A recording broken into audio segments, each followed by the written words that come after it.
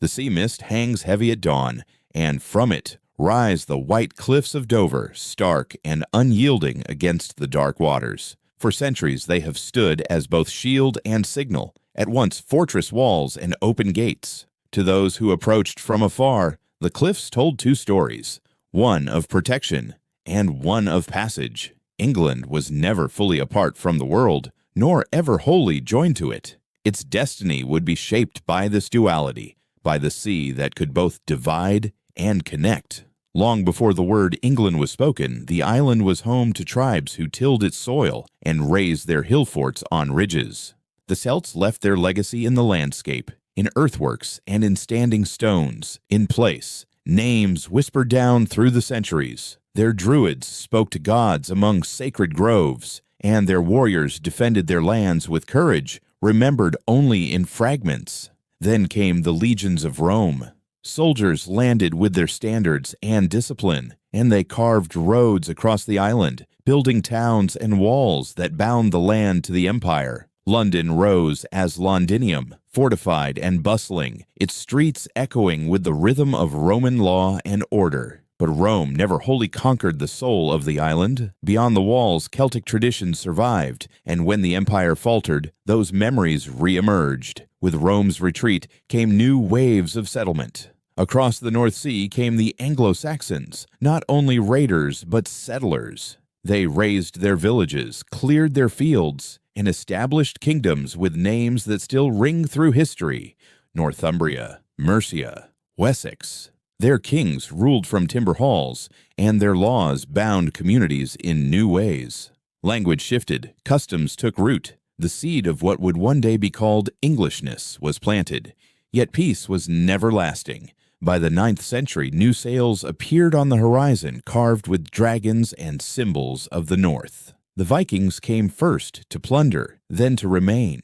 They founded towns and markets, mingled their words into the language, and forced the Anglo-Saxon rulers to adapt or perish. From this crucible rose leaders of vision. Among them was Alfred of Wessex, remembered as Alfred the Great, who stood against the storms of invasion. He dreamed of more than survival. He imagined a land unified under one rule, a kingdom that could endure. His dream was not fully realized in his lifetime, but his efforts laid the foundation for it. His descendants carried the work forward, and by the time of Aethelstan in the 10th century, the idea of a single English kingdom was no longer a fragile hope, but a living reality. Yet this kingship was never built on the sword alone. It was bound to faith, as Christianity spread once more across the island. Monks built their abbeys, bishops advised rulers, and kings ruled not only with the authority of arms, but under the blessing of the church. In the smoky halls where kings sat upon wooden thrones, the presence of priests and sacred words gave weight to their rule. Kingship became something more than chieftainship. It was infused with the idea that authority was given by both law and God. The picture of these early centuries is not of a single people, but of layers.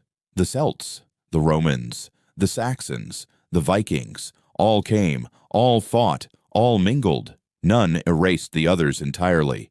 A Celtic name might cling to a river, a Roman road might still guide travelers. A Saxon village might stand where Viking traders set their stalls. England became a tapestry, woven from threads that came from far and near, sometimes torn, sometimes mended, but always enduring. This resilience gave birth to a monarchy that was at once fragile and lasting. Kings were overthrown, lands were lost, yet the idea of kingship remained. It was the symbol that bound the island, even as its form shifted and its power was tested. Out of timber halls and small wooden thrones would grow one of the most enduring monarchies in the world, destined to change, but never vanish. Thus, the story of England begins not in a single moment of creation, but in centuries of convergence. Its geography made it fortress and harbor, its peoples brought conflict and fusion, and its earliest kings planted the seed of a crown that would endure the storms of history. From these beginnings, the journey from monarchy to modernity takes its first steps. And as we follow that journey, we are reminded that history is not only dates and battles, but the shaping of identity itself, the slow and often uncertain forging of a nation. If you find yourself drawn into this unfolding tale, Keep listening, for the story of England carries us from these misty cliffs into halls of power, into parliaments and battlefields, and into the very making of the modern world. In the year 1066, the destiny of England turned upon a single day. The death of King Edward the Confessor left the throne vacant, and with it came claims from every direction. Harold Godwinson, the powerful Earl of Wessex, was chosen by the English nobles and crowned in Westminster. Yet across the sea, William, Duke of Normandy, declared that Edward had once promised him the crown, and that Harold himself had sworn an oath of loyalty to him. To William, this was not merely ambition, it was the defense of honor, faith, and right. The months that followed brought tension to every corner of the realm. Harold rushed north first, where another claimant, Harold Hardrada of Norway, had landed with his warriors. At Stamford Bridge in late September, Harold achieved a resounding victory, but it came at a cost. His men were weary, his forces thinned, and his march southward had scarcely ended when word arrived. William had crossed the Channel. The Duke of Normandy landed at Pevensey, with ships numbering in the hundreds, horses and soldiers pouring onto English soil. The long-expected clash was at hand. On the morning of October 14th, 1066, the two armies met near Hastings. Harold's men took the high ground, forming a shield wall along the ridge. They were battle-hardened, fierce, and determined to defend their land. Below them spread William's host, an army of Norman knights, Breton allies, and soldiers from across northern France. The Duke's banner, a golden cross upon a field of blue, was carried high as a symbol of both faith and resolve. The clash of arms began with arrows raining upward, darkening the sky. Norman infantry surged forward, meeting the wall of shields with relentless force, yet the English line held firm. Time and again the Normans pressed, only to be driven back by Harold's steadfast warriors. The battle swayed with the rhythm of assault and defense, a grim test of endurance. Yet William was no ordinary commander. Seeing his forces falter, he adapted. His cavalry feigned retreat, drawing some of Harold's men down from the ridge in pursuit. It was a moment of cunning, a maneuver that fractured the solid wall which had been the English defense. When the Normans wheeled back, they struck with devastating effect. Bit by bit, the ridge was contested, the line weakened, the advantage slipping away. By late afternoon, the field belonged to William. Harold fell, and with him fell the last Anglo-Saxon king of England. The Norman banner was planted upon English soil, its fabric fluttering in the wind. For the first time since the Romans, the island was conquered by a power from across the sea. But unlike the Romans, the Normans did not come as temporary rulers. William intended to stay, to reign, to transform. In the days that followed, William advanced cautiously, securing Dover and Canterbury before approaching London. Resistance flared, but it was scattered and uncoordinated. By Christmas Day of 1066, William entered Westminster Abbey and was crowned King of England. The chants of the ceremony echoed beneath the vaulted roof, mingling Latin prayers with the murmur of onlookers. Outside the abbey, Norman soldiers waited anxiously, ready to crush any sign of rebellion. Yet inside, the crown was placed upon William's head, and a new chapter of English history began. The conquest did more than change rulers. It reshaped the kingdom at its very core. Castles rose where none had stood before, symbols of power and permanence. Lands were redistributed. The great survey of the Domesday Book recorded every village and field, and French words seeped into the English tongue. What began as a battle on a ridge near Hastings became the foundation for a monarchy that fused Norman strength with Anglo-Saxon resilience. For centuries afterward, the memory of 1066 lingered. The Bayeux Tapestry told the story in thread and color, immortalizing the march of soldiers, the clash of armies, the fall of a king. The conquest marked not only the end of one age, but the beginning of another, where England would no longer be merely an island of Saxon kings, but the heart of a realm bound to Europe. Its monarchy strengthened, its destiny altered. The white cliffs of Dover, once silent sentinels, had now witnessed the arrival of a conqueror whose legacy would endure. William the Conqueror had claimed England, and with his victory, the island entered a new world, one that would define the course of its monarchy for generations to come. The story of Hastings still echoes today, a reminder of how swiftly the fate of nations can turn. If you wish to follow this tale further, stay with us as we move beyond the battle and into the deep transformation that Norman rule would bring to England. When William secured his crown at Westminster, the conquest of England was not yet complete. To hold the kingdom required more than victory on the battlefield. It demanded a new order, one that would bind the land, the nobles, and the common people into a system that could endure. From this necessity emerged the framework of feudalism, reshaping England into a realm of stone castles, loyal vassals, and a web of obligations that stretched from peasant fields to the throne itself. The Norman vision was unlike the Anglo-Saxon past. Under the Saxon kings, landholding had been complex, a mixture of local customs, communal rights, and royal authority. William swept away these old patterns. By his decree, all land in England belonged ultimately to the king. Every lord, every knight, every villager held their plot not as an independent right, but as a gift and a duty owed upward to the crown.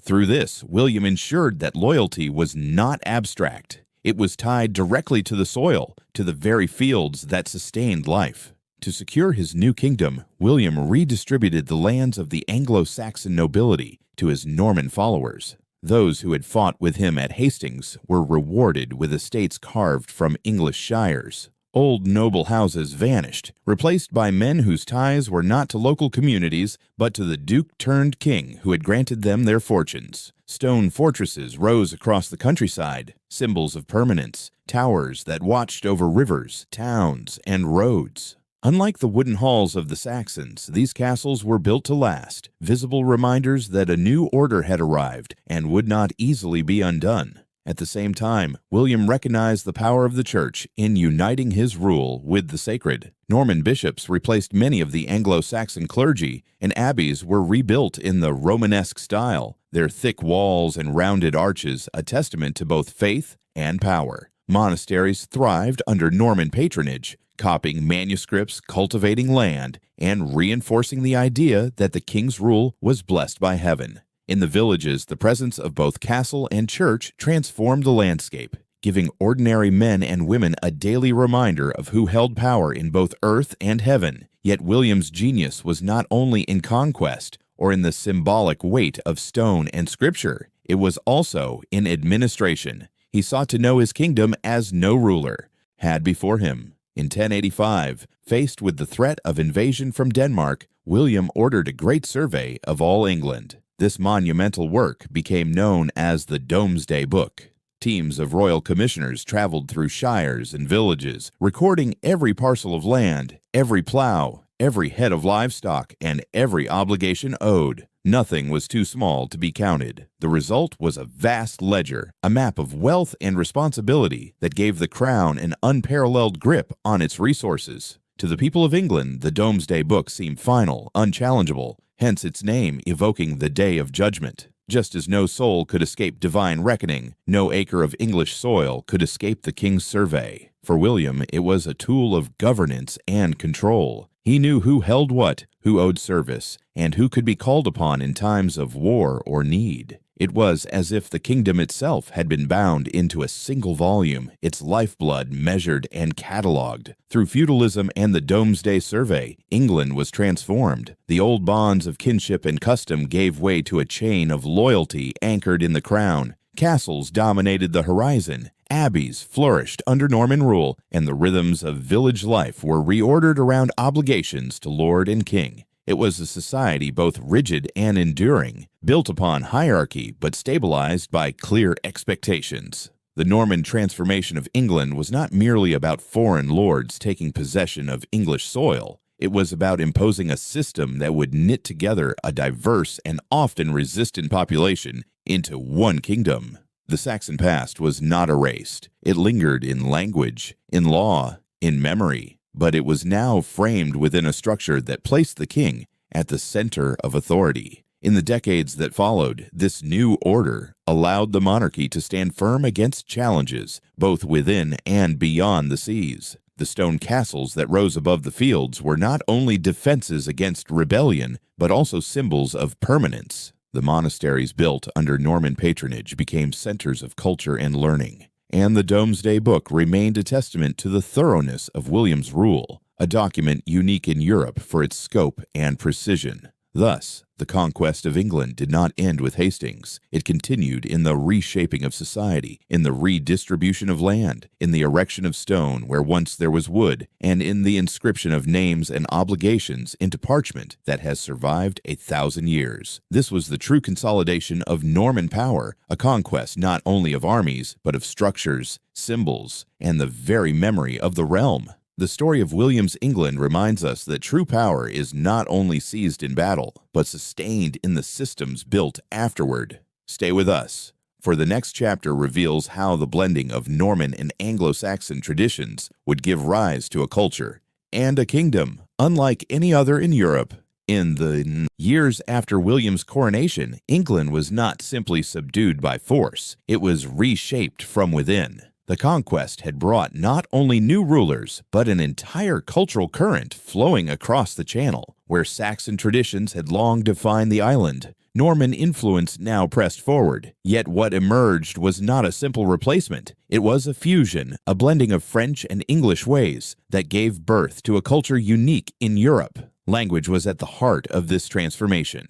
In the royal court and among the great lords, French became the tongue of power.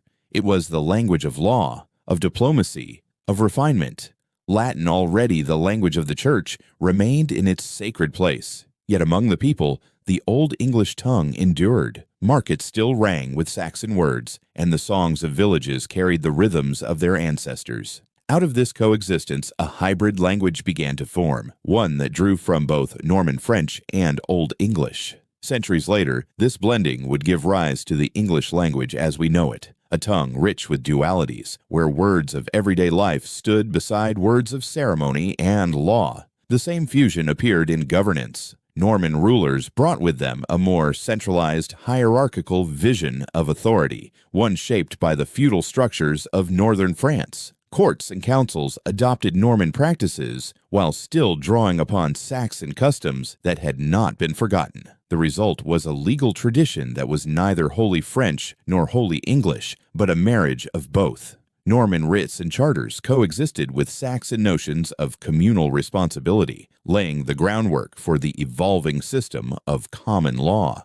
Though intended at first to serve the interests of the conquerors, this legal framework grew into something more universal, binding together conqueror and conquered alike under shared rules. Architecture, too, told the story of this merging. The Saxon landscape had been marked by timber halls and modest churches. The Normans raised stone. Castles, built with thick walls and soaring towers, appeared as symbols of dominance, but also as centers of administration and settlement. Alongside them rose abbeys and cathedrals in the Romanesque style, their arches and vaults unlike anything the island had seen before. Villages that once huddled beneath wooden roofs now looked up to structures of permanence, where the clang of iron on stone echoed through the years. But even within these imposing symbols of Norman authority, Saxon life persisted. The rhythms of farming, the customs of local gatherings, the songs passed from one generation to the next continued to thrive. Slowly, the two worlds wove together.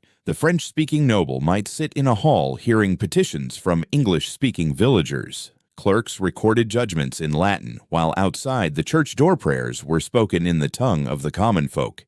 It was a kingdom of layers, where three languages, Latin, French, and English, coexisted, each serving its purpose. At court, this coexistence was on full display. Imagine the Hall of Westminster, nobles conversing in French, bishops chanting in Latin, and the voices of petitioners rising in English. No single tongue silenced the others. Instead, each carved out its own sphere. Over time, words crossed boundaries. Legal terms, architectural phrases, culinary expressions, all borrowed freely, enriching the vocabulary of the land. England became not just bilingual, but multilingual, and in that blend lay the seed of a distinctive identity. This cultural intermingling was not without tension. Many Saxons resented the dominance of Norman lords, and the divide between ruler and ruled remained sharp for generations. Yet time softened the lines. Intermarriage blurred distinctions, and the children of Norman barons grew up hearing English spoken by nurses and tenants. Gradually, the conquerors ceased to be outsiders. They became English, though the England they inhabited was no longer the same as before. The legacy of this fusion would prove lasting. Out of the clash and blending of tongues came a language capable of poetry and law, of epic and everyday. Out of the mixture of customs came a legal system flexible enough to adapt, yet stable enough to endure. Out of the contrast between Saxon wood and Norman stone came a landscape where permanence and tradition coexisted. Thus, the conquest of England did not erase what had come before. Instead, it created something new. By uniting Saxon resilience with Norman innovation, the kingdom found a cultural identity that was stronger than either alone.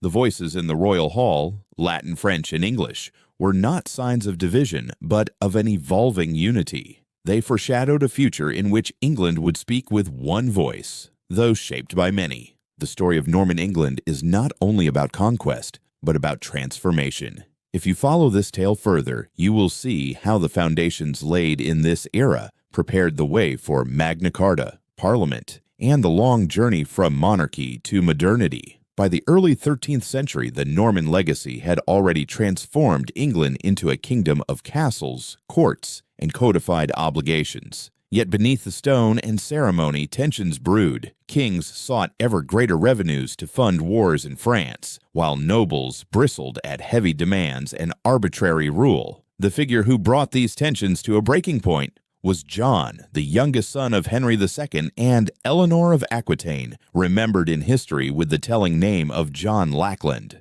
John's reign began in uncertainty. Unlike his illustrious father and brother Richard the Lionheart, John lacked both military brilliance and the charisma that bound men to loyalty. He inherited a realm but struggled to hold it. His attempts to recover lost French territories drained the royal treasury. To finance his campaigns, he imposed taxes at unprecedented levels, often bypassing traditional consent. He interfered in the affairs of the church, quarreled with the pope, and dismissed the council of his nobles. Where earlier kings had balanced strength with compromise, John pushed too far. The barons of England, many of whom had bled and paid dearly for John's ambitions, reached a point of rebellion. They saw not only a king who failed to defend their lands abroad, but one who abused his authority at home. In 1215, a coalition of lords marched upon London and compelled the king to meet them at a meadow beside the Thames, a place known as Runnymede.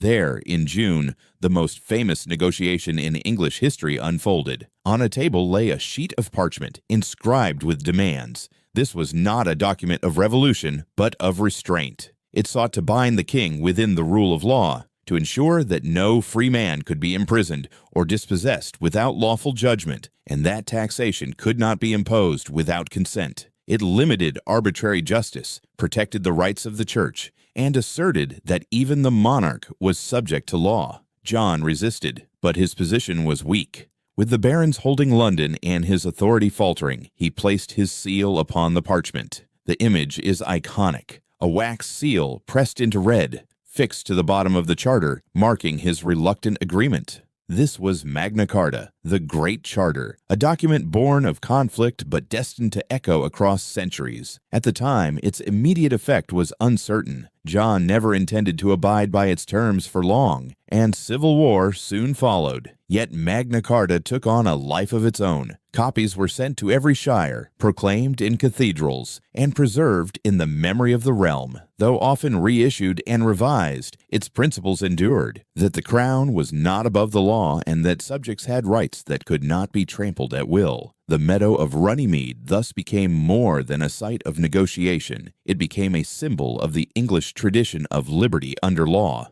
Later generations would look back to Magna Carta as a foundation, whether in the struggles of Parliament against the Stuart kings, or in the writings that inspired revolutions abroad. From that single parchment, the idea grew that government must be limited, accountable, and just. In the great arc of English history, Magna Carta was both a moment of weakness and a seed of strength. John, forced to concede by powerful barons, could not have imagined that his reluctant signature would become a cornerstone of constitutional government. Yet that is the paradox of history. Out of conflict and compromise, lasting principles are forged. The red wax seal pressed onto parchment in the summer of 1215 still speaks across the centuries. It reminds us that authority unchecked cannot endure, and that even kings must bow before the law. It was not the end of struggle, far from it, but it marked a turning point. The crown was no longer absolute. The idea of accountability had taken root. Magna Carta stands as one of the defining moments in England's journey from monarchy to modernity. If you continue with us, you will see how the principles born at Runnymede grew stronger in the centuries that followed, shaping Parliament, inspiring resistance, and lighting the path toward liberty. The ink of Magna Carta had barely dried when the principle it established began to ripple outward. The king was not above the law, and governance could not rest upon a single will alone. Though John himself resisted and civil war clouded his reign, the seed planted at Runnymede endured. Over the following century, that seed grew into an institution that would come to define England more than any battlefield, the Parliament. At first, its form was modest. English kings had long summoned councils of nobles and bishops to advise them, gatherings known as the Great Council. These meetings were less about shared authority than about practical necessity. A king needed the support of his barons, both for funds and for soldiers, and he could not rule without their cooperation. Yet, as the years passed, the precedent hardened. Consultation was no longer merely courtesy, it was expectation. Henry III, son of John, faced his own disputes with the barons, and out of his reign emerged one of the first assemblies that resembled a true parliament. In 1265, Simon de Montfort, a rebellious noble who had seized power during a period of turmoil, summoned not only barons and bishops, but also knights from the shires and burgesses from the towns. For the first time, the voices of those beyond the nobility were called into the chamber of governance. Though de Montfort's rebellion was soon crushed, his innovation left a mark. The idea that representatives of local communities could sit alongside lords and prelates was too powerful to be forgotten. By the reign of Edward I at the close of the 13th century, Parliament had begun to take recognizable shape. Edward, shrewd and pragmatic, realized that broader consent gave stronger legitimacy. He summoned what became known as the Model Parliament in 1295, drawing representatives from across the kingdom, lords, clergy, knights, and burgesses, to sit together under one roof. In Westminster, their voices mingled, echoing beneath the timbered ceilings, carrying the debates of a kingdom learning to govern itself. From these sessions grew the two chambers that would become central to English political life. The Lords, composed of nobles and bishops, upheld the weight of tradition and hierarchy. The Commons, born from the knights and burgesses, gave voice to the shires and towns. At first, their role was limited, largely to grant taxes or express grievances, but their very presence established a principle that governance required the assent of more than just the king and his inner circle. The architecture of Westminster itself seemed to mirror this evolution. The great halls built by Norman kings now reverberated with debate, not simply with royal decrees. The sound of argument, of petition, of negotiation became part of the rhythm of government. What began as necessity, the king seeking resources, was slowly becoming a system of shared authority. The tension between crown and parliament would not resolve quickly, but it had been set in motion. These early parliaments were not democratic in the modern sense. The vast majority of the population had no direct voice, yet they were something unprecedented in medieval Europe. An assembly where different orders of society gathered, where the grievances of townsmen could be heard beside the strategies of nobles, where the king himself had to listen as well as command. Over time, the Commons in particular would grow in confidence, shaping a body that claimed to speak for the realm itself. Thus, out of the conflicts of the 13th century arose an institution destined to stand at the heart of English identity. Magna Carta had proclaimed that even the king was bound by law. Parliament carried that principle further, ensuring that law itself was made not by decree, but through counsel and consent. The debates that echoed in Westminster foreshadowed centuries of struggle, compromise, and reform.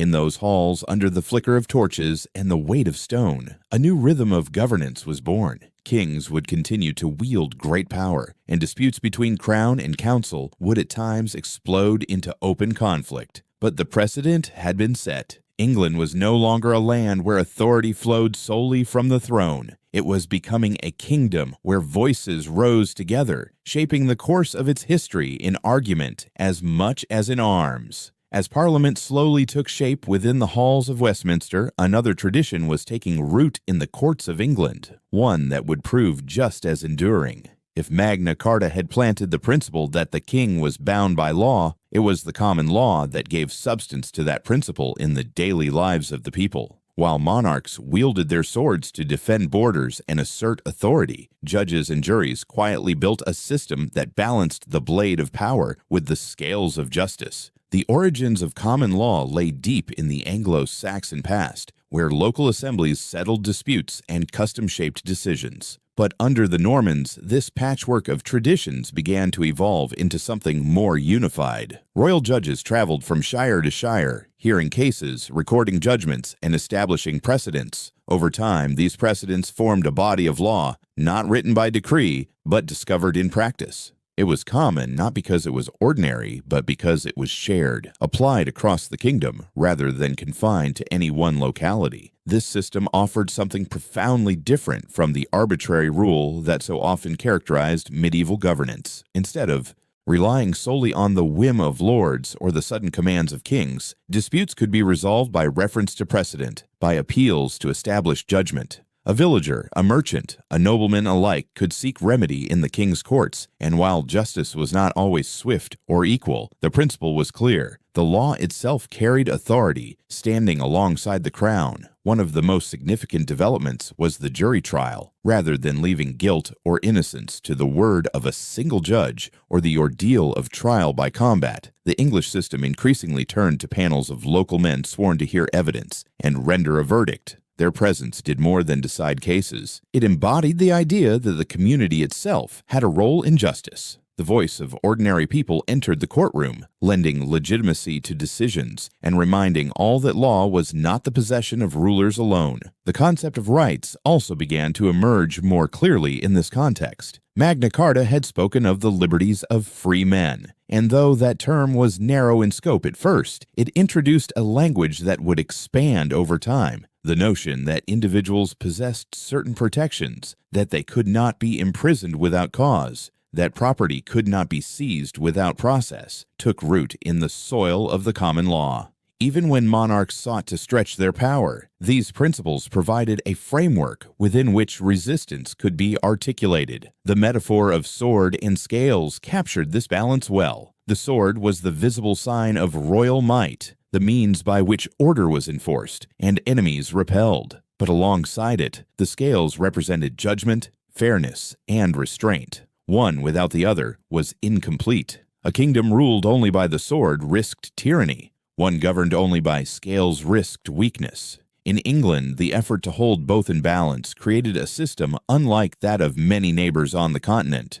where royal or imperial decrees often overshadowed communal law. By the 13th and 14th centuries, the common law had become not merely a set of rules, but a source of identity. English kings, even when they clashed with barons or parliaments, invoked it as a symbol of continuity. Subjects, too, appealed to it as a shield against excess. Judges cited precedent with a sense of authority that rivaled the commands of monarchs. The courtroom became a stage where the ancient tension between crown and community was enacted, not through battle, but through words and judgments. This legal culture nurtured a distinctive understanding of freedom. Freedom did not mean the absence of rule, but the presence of law that bound rulers as well as ruled. It meant that even in a society still marked by hierarchy and privilege, there existed principles that transcended the will of any one man.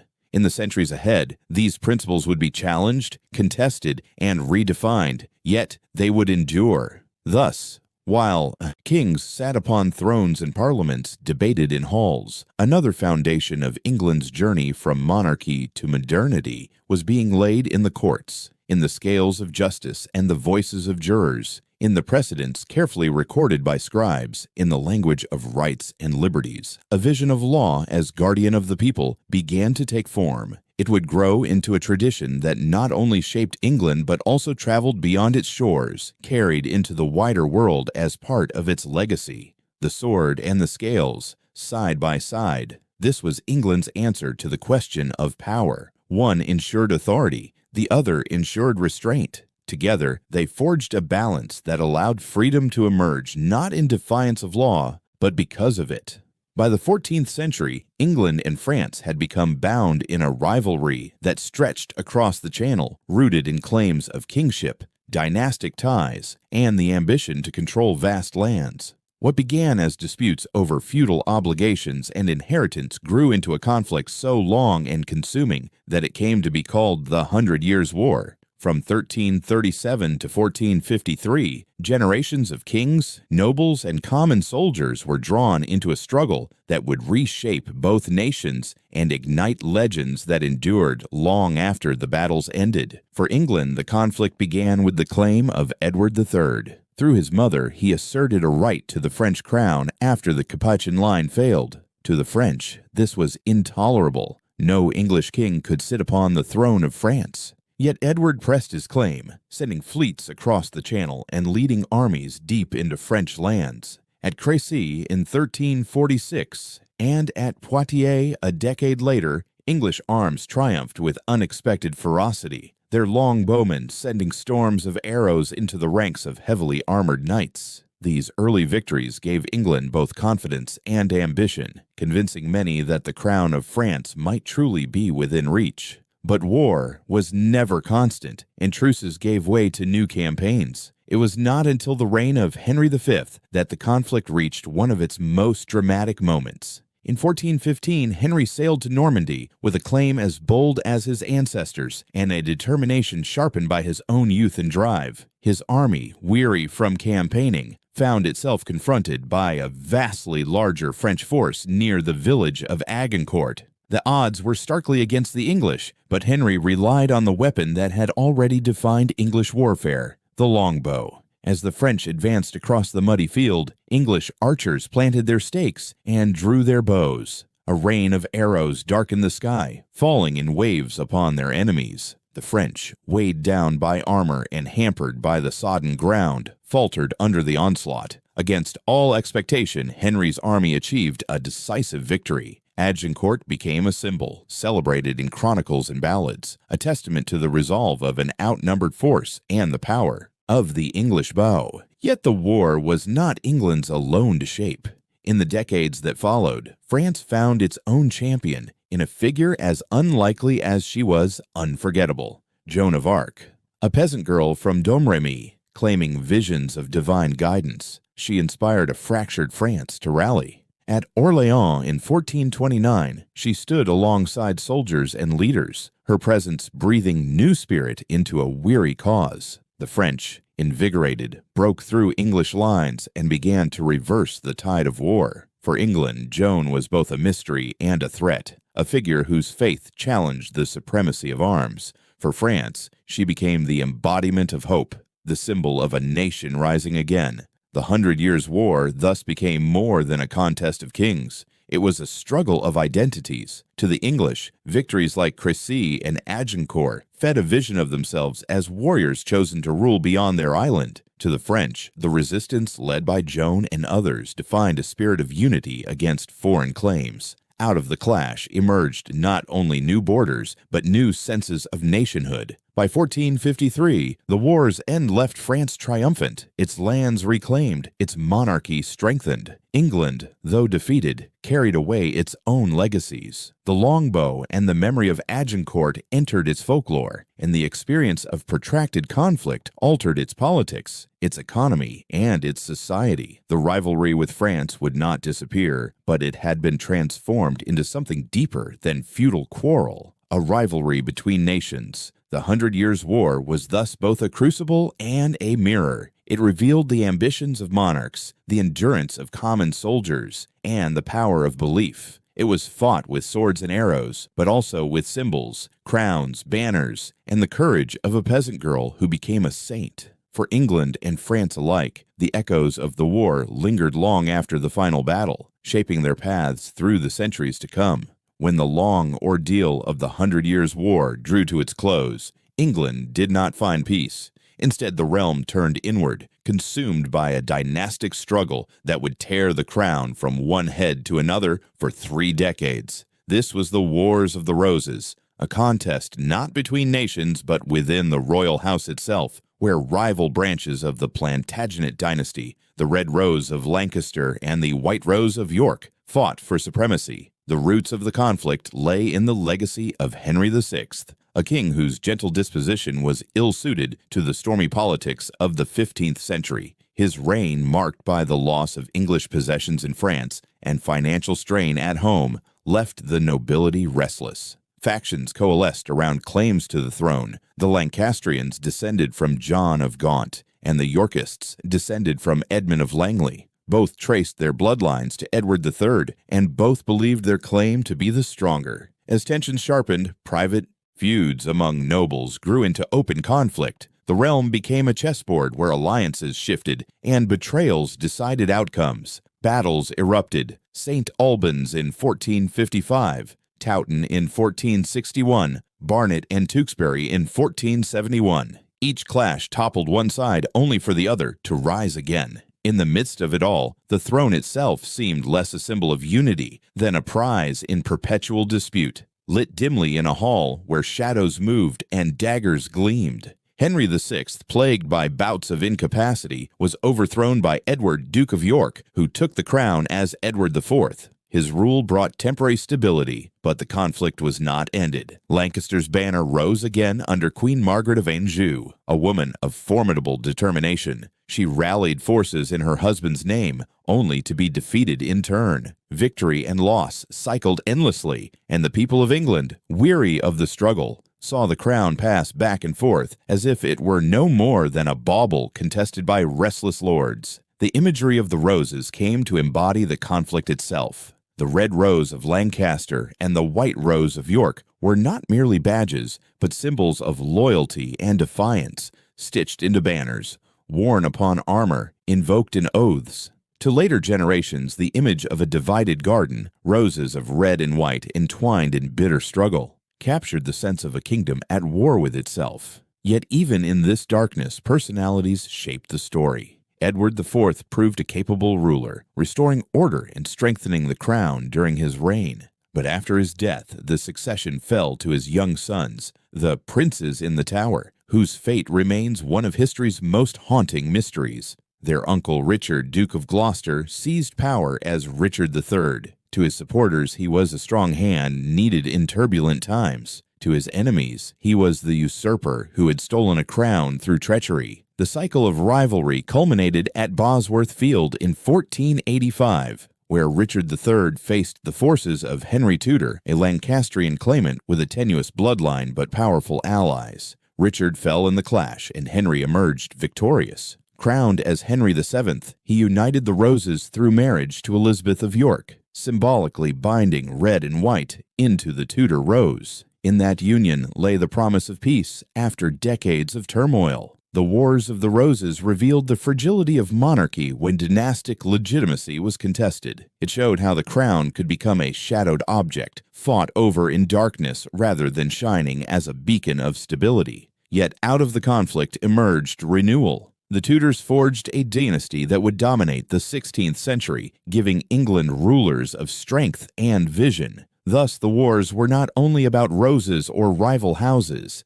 They were about the very nature of kingship, whether it could stand above faction or be dragged down into its mire. For 30 years, the throne was a prize contested in shadow. From the bloodlines of Lancaster and York arose a new era where the red and white became one, and the monarchy found both peril and rebirth in the crucible of civil war. When Henry Tudor claimed the throne in 1485 as Henry VII, he brought England out of civil war and into stability. The Tudor dynasty began as a promise of unity, binding Lancaster and York into a single rose. Yet it was under his son Henry VIII that the dynasty became a force of transformation, reshaping not only the monarchy but also the soul of the nation. For in Henry's reign, crown and cross were torn apart, and the bond between England and the Church of Rome was severed forever. At first, Henry VIII was not a reformer, handsome, vigorous, and deeply educated in theology. He even earned the title Defender of the Faith from the Pope for his writings against Martin Luther. But the personal and the political soon collided. Henry's marriage to Catherine of Aragon had produced no surviving male heir, and the survival of the Tudor line weighed heavily upon him.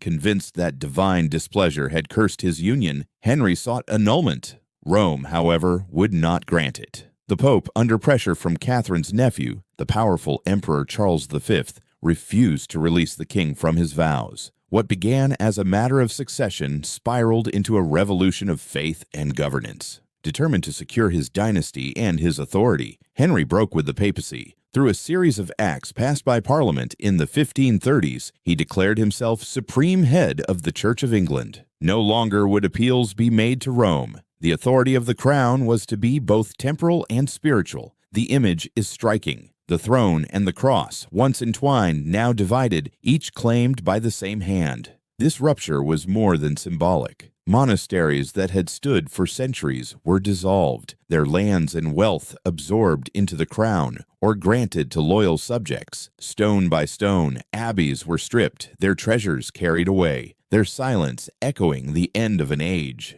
The redistribution of church lands not only enriched the monarchy, but also created a new class of landowners whose loyalty tied them to the Tudor order. The very landscape of England changed, with former cloisters turned into estates and sacred ground repurposed for the designs of kings. Yet the Reformation in England was not merely about power or property. It reshaped the way people prayed, worshipped, and conceived of authority. Services shifted from Latin toward English. The Bible was translated and placed into the hands of the laity, and the idea spread that faith could exist without mediation from Rome. For some, this was liberation, a chance to claim direct access to the Word of God. For others, it was dislocation, the loss of ancient rituals and familiar rhythms. Henry himself remained a man of contradictions. He rejected papal authority, but never fully embraced Protestant theology. His court vacillated between reformers and traditionalists, his policies swinging like a pendulum depending on politics and personal whims. But whether intended or not, the breach with Rome could not be undone. England had become a kingdom apart, its church aligned with its monarchy,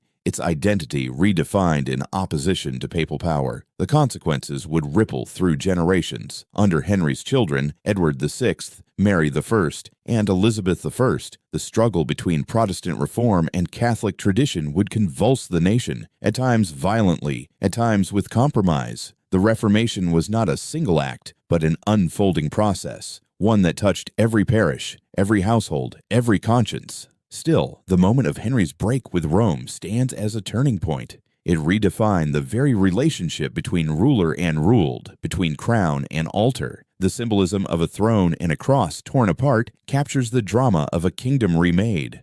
No longer would English kings bow before the Pope. The monarchy had claimed a supremacy beyond temporal power. Thus, the Tudor age was more than a dynasty. It was a revolution in faith, authority, and identity. In the shadow of Henry VIII, England stepped irreversibly into a new world, one where sovereignty meant not just the rule of land and people, but the mastery of souls.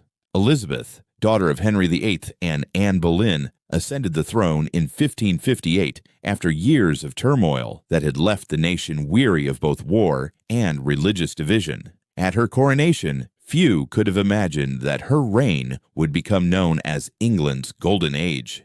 Yet Elizabeth's deft balance of power, her commanding presence, and the trials she faced forged an image of monarchy that resonated far beyond her lifetime. The crown, once threatened by fracture, now stood as a symbol of resilience. Her greatest test came from across the sea. By the 1580s, England's break with Rome and Elizabeth's excommunication by the Pope had placed her in direct opposition to Catholic Europe.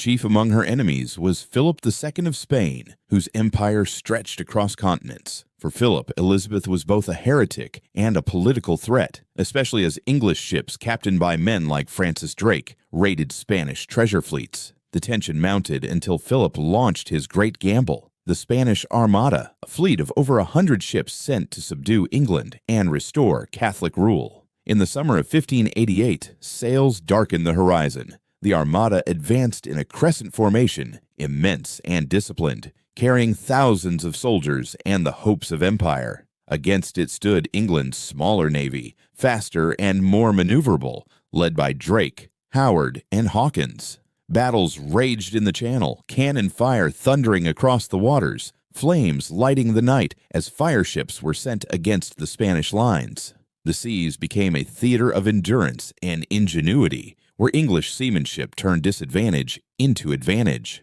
At the heart of this drama was Elizabeth herself. She did not command from the deck, but she commanded the spirit of her people. At Tilbury, where troops gathered to resist a possible invasion, she rode among them in armor over her gown, her voice carrying across the ranks. In words remembered for generations, she proclaimed that though she had the body of a weak and feeble woman, she bore the heart and stomach of a king. The image was indelible, a queen in white, framed against the smoke of battle, embodying both vulnerability and unshakable resolve. The Armada, battered by English tactics and scattered by violent storms, never achieved its aim. Ships limped northward around Scotland and Ireland, many never returning to Spain. The victory was not total destruction, but it was decisive in meaning. England had survived against the might of Europe's most powerful monarch, and Elizabeth's rule was confirmed not only in law, but in legend. The defeat of the Armada was more than a military triumph. It became a moment of national identity. It marked England as a rising naval power, turning eyes outward to the seas. It bound queen and people in a shared story of defiance and deliverance. From that summer forward, Elizabeth's reign was cast in the glow of destiny. She was not merely a sovereign, but the figure who had preserved the realm at its hour of peril. The golden age that followed was not only about battles. It was an era of flourishing culture, of Shakespeare's plays performed before eager audiences, of explorers charting distant oceans, of courtiers and scholars crafting visions of England's greatness.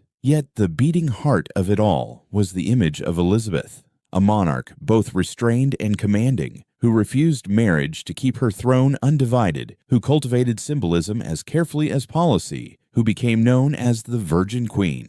Her reign was not without shadows. Plots, persecution, and political strain remained, but in memory it glowed with the fire of that Armada summer. The Queen in her white gown, standing against a backdrop of sea and smoke, became the embodiment of an England that had found its strength. The Golden Age was not only a time of prosperity, it was a vision of a kingdom emerging into modernity, with its queen as both shield and symbol. As Elizabeth's England found its strength upon the seas, the horizon itself seemed to widen, no longer confined to the island or the struggle with continental rivals. The imagination of the realm turned outward to distant oceans, unexplored lands, and untapped wealth. The defeat of the Armada had secured England's independence. Now the question was whether the nation could project its influence abroad. Out of this question grew the age of exploration, the beginnings of empire, and with it, both glory and shadows. Among the figures who embodied this restless spirit was Sir Walter Raleigh, a courtier, adventurer, and poet. Raleigh championed the vision of English colonies across the Atlantic. He dreamed of planting settlements in the New World, bringing both profit to the crown and glory to the nation. His ventures to Roanoke in the 1580s were marked by hardship and mystery, the so-called lost colony vanishing without trace. But the attempt itself reflected a new ambition. England was no longer content to watch Spain and Portugal carve up the globe. It sought a share of its own. In the early 17th century, that ambition bore more lasting fruit. Jamestown, founded in 1607 under the rule of Elizabeth's successor, James I, became the first permanent English settlement in America. Its beginnings were fraught with famine, disease, and conflict, but it endured, a fragile foothold that would grow into the nucleus of future colonies. The wooden ships that carried settlers across the Atlantic symbolized more than migration. They represented the outward thrust of a kingdom testing its power far beyond its shores. Exploration was not only about new lands, it was about new trade. English merchants, organized into companies like the East India Company, began to knit the kingdom into a global network of commerce. Spices, silks, and precious goods traveled from Asia, while sugar and tobacco came from the Americas. These ventures brought wealth and opportunity, but also entangled England in the darker threads of history. The growth of colonies and plantations fueled a rising demand for enslaved labor, and English ships soon joined the Atlantic slave trade, transporting human lives as cargo in a commerce that would scar the centuries to come. The imagery of this era is filled with wooden ships cutting across vast waters, their sails straining with the wind, their holds laden with goods and dreams alike. For those on board, the voyages promised fortune, faith, or freedom. For others, especially those carried against their will, they brought suffering and dispossession. In these contradictions lay the paradox of England's expansion, the pursuit of opportunity entwined with the chains of exploitation. At home, the tales of exploration stirred the imagination. Maps adorned with fantastical creatures hinted at worlds yet unseen. Writers and chroniclers wove stories of distant islands and noble savages, of golden cities and endless forests. To the English mind, the seas had become a frontier of destiny, a place where ambition could be tested and the nation's future secured. Yet these beginnings were modest, fragile, and uncertain.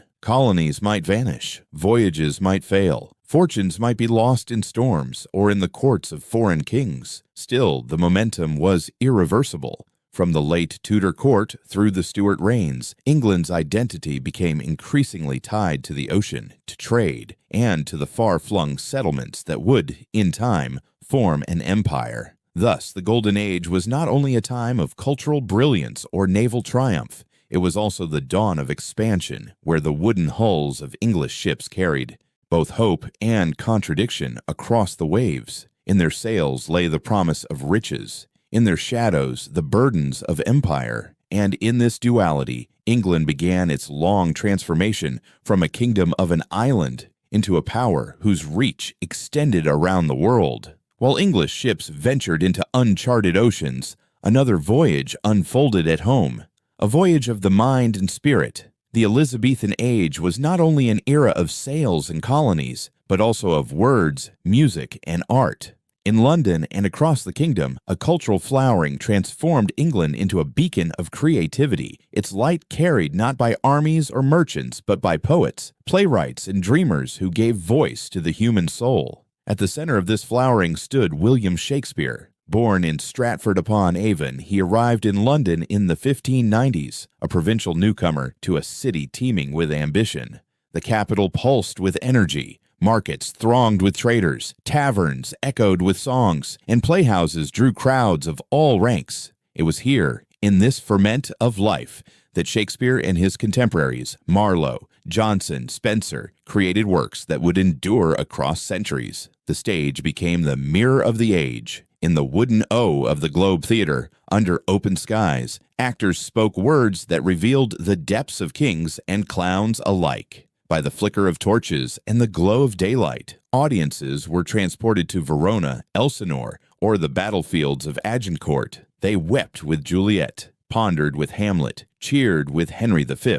Shakespeare's genius lay not only in storytelling, but in capturing the contradictions of humanity. Love and jealousy, ambition and despair, loyalty and betrayal. His lines became part of the language itself, woven into the way people thought and spoke. Yet it was not only Shakespeare who defined the age. Music filled courts and cathedrals, with composers like William Byrd and Thomas Tallis giving voice to devotion and grandeur. Poets spun verse that celebrated love, nature, and faith. Painters and craftsmen adorned halls and churches with vivid color and intricate design. Culture was not confined to palaces. It reached the streets, where ballads were sung and players performed for pennies. England in the late 16th century was alive with sound and spectacle. This cultural vitality was inseparable from Elizabeth herself. The Queen understood the power of image and performance. Her portraits, adorned with symbols of purity and authority, were crafted as much for politics as for art.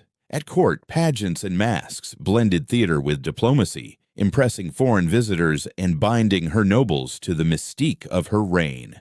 Elizabeth's refusal to marry, her cultivation of the Virgin Queen persona, became part of a larger drama, an act of statecraft in which she herself was both monarch and myth. Theaters like the Globe stood as symbols of this world in motion. Built from timber and echoing with voices, they welcomed all, apprentices and nobles, merchants and scholars. Within their walls, the distinctions of rank blurred, replaced by a shared participation in story. The stage was both entertainment and education, both diversion and revelation. It reflected the nation's anxieties about power, faith, and identity, even as it delighted with comedy and romance. The Elizabethan age thus became a golden moment, not only because England survived the Armada or planted colonies abroad, but because it discovered the richness of imagination. The words of Shakespeare, the music of Byrd, the poetry of Spenser, all wove a tapestry of culture that gave England a voice both confident and universal. By the time Elizabeth's reign drew to its end in 1603, her kingdom had changed in more ways than one. It was no longer merely a realm of island boundaries, but a nation aware of its place in the wider world. And within its shores, a culture had emerged that would echo through history, lighting stages and hearts for centuries to come. In the glow of lanterns at the Globe, in the cadence of poetry, in the strains of sacred song, the Golden Age found its truest expression.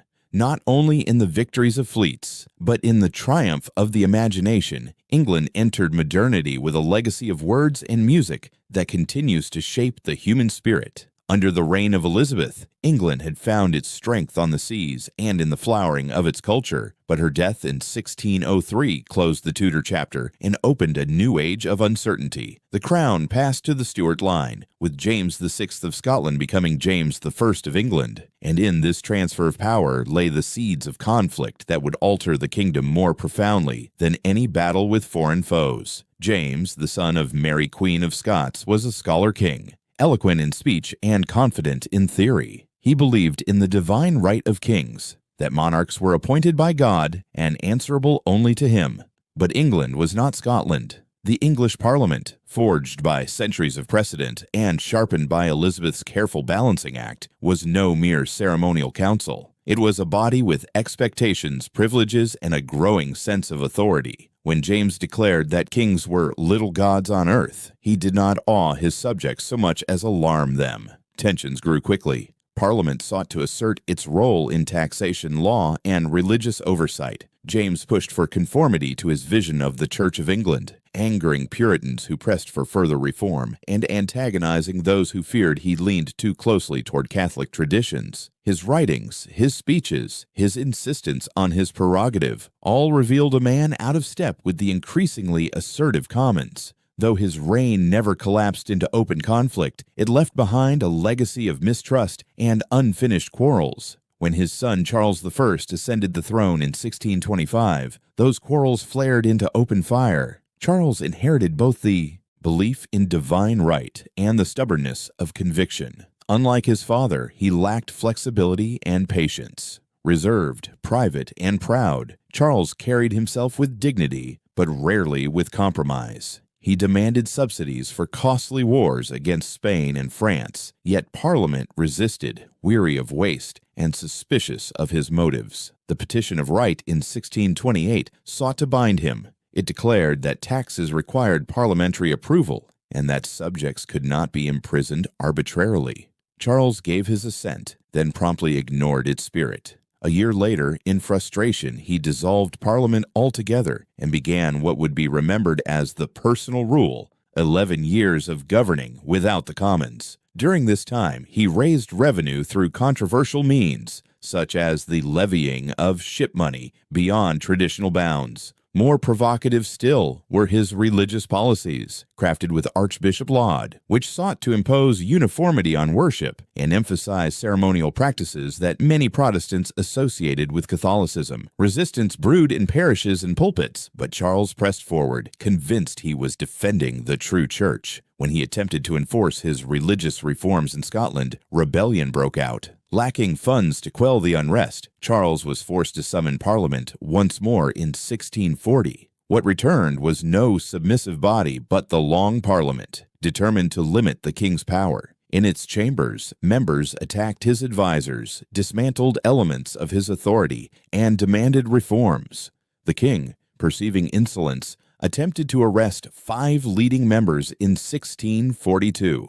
They escaped, and London erupted in fury. The fragile thread of compromise snapped. Charles fled the capital, raising his standard at Nottingham, and England, for the first time in centuries, was at war with itself. The civil war that followed was both political and personal, dividing families, towns, and counties. On one side were the Cavaliers, loyal to the king, upholding the traditions of monarchy and hierarchy. On the other were the Roundheads, parliamentarians driven by conviction that Charles had broken the covenant of rule. Among them were Puritans, stern and disciplined, who believed they fought not only for political liberty, but for godly order. The early years saw battles uncertain and indecisive. Edge Hill in 1642 ended without clear victor, but as campaigns stretched on, Parliament's forces grew in discipline. Oliver Cromwell, a minor gentry figure from Huntingdon, rose to prominence through his talent and religious fervor. He forged the new model army, drilled and professional, guided as much by zeal as by steel.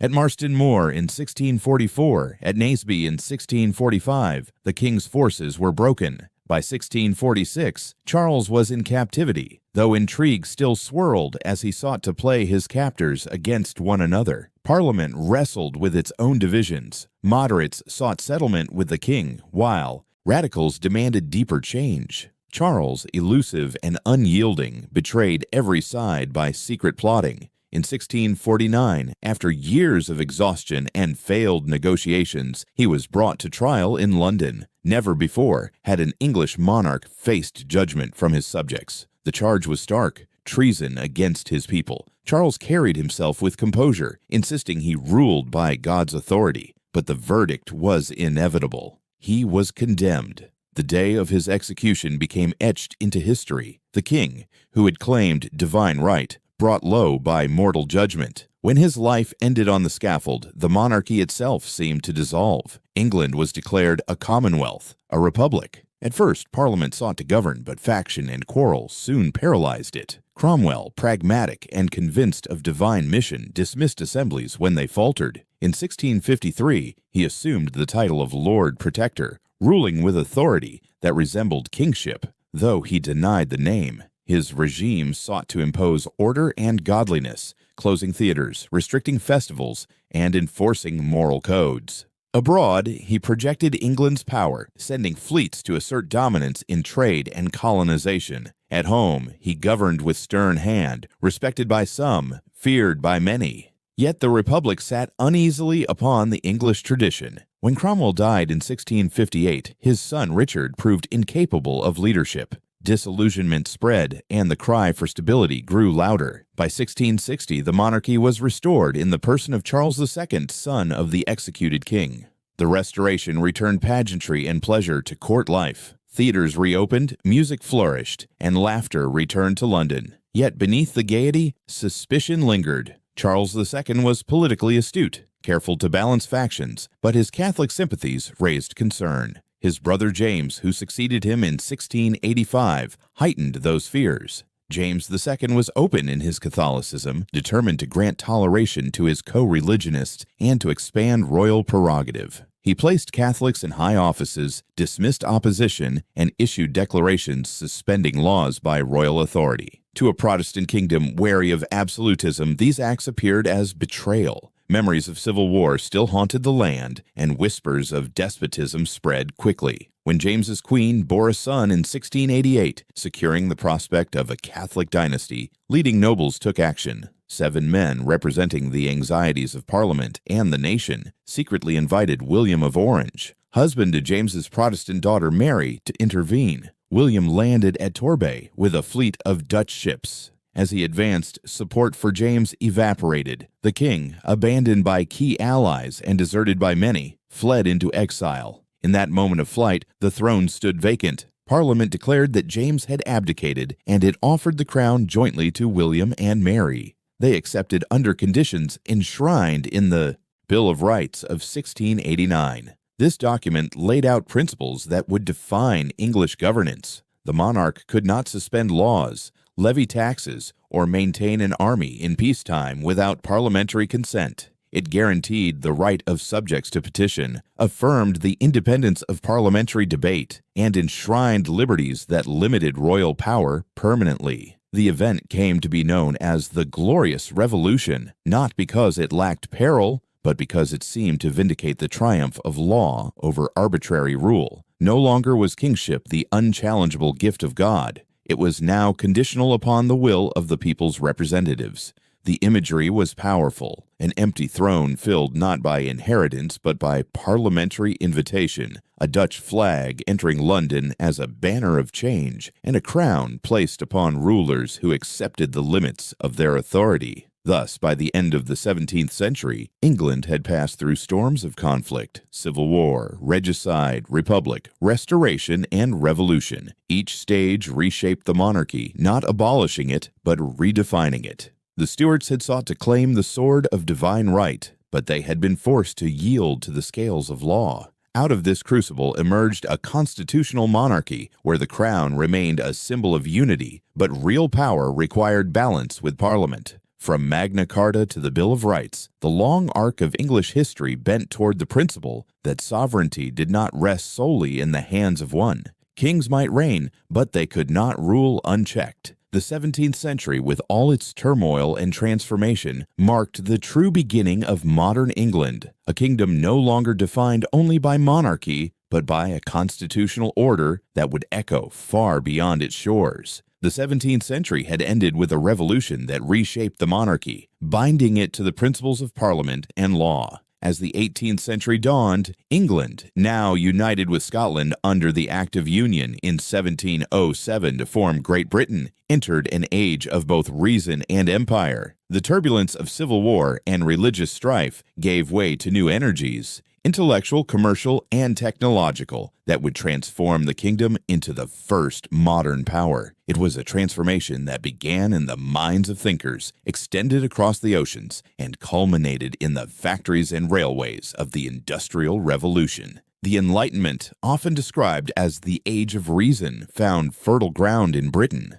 Here, ideas about science, philosophy, and human society flourished with vigor. At Cambridge, Isaac Newton had already laid the foundation of modern science in the late 17th century. His Principia Mathematica revealed laws of motion and universal gravitation that explained the order of the cosmos with mathematical precision. The heavens, once the domain of mystery and speculation, were brought into harmony with reason. Newton's discoveries resonated far beyond astronomy. They became a symbol of the power of human intellect to uncover the workings of nature. In philosophy, John Locke argued for principles that would reverberate through politics for centuries. His writings on natural rights, life, liberty, and property provided the framework for modern liberalism. Government, he declared, derived its legitimacy from the consent of the governed, and rulers who betrayed that trust forfeited their authority. These were radical ideas in a world still shaped by monarchy. But in Britain, where Parliament had already checked royal power, Locke's words found fertile soil. They became part of a political culture that prized liberty, debate, and constitutional balance. Scientific societies, coffee houses, and pamphlets spread ideas rapidly. The Royal Society fostered experiments and inquiry.